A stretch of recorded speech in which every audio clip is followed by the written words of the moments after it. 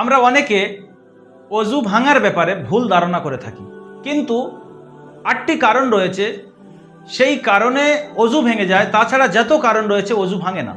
সেই 8টি কারণ আমরা জানি।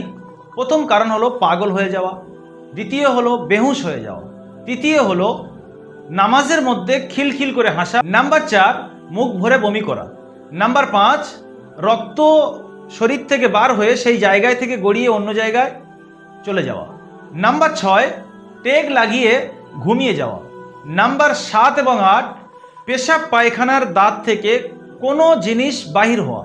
এই 8টি কারণ ছাড়া আমরা যতগুলো কারণ জানি, যেমন হাঁটুর উপরে কাপড় উঠে যাওয়া, নামাজের বাইরে খুব অট্টহাসি করা, বা বিড়ি সিগারেট খাওয়া, কারের সঙ্গে ইয়ার্কি করতে গিয়ে গালি দেওয়া, এ সমস্ত কারণ আমাদের যা কিছু জানা আছে সব ভুল। এই 8টি কারণ মুখস্থ করে নেবেন, এই 8টি কারণে অজু ভেঙে যায়। সবাই ভালো থাকুন, দারুল আমাল একাডেমির সঙ্গে থাকুন। আসসালামু আলাইকুম ওয়া রাহমাতুল্লাহি ওয়া বারাকাতুহু।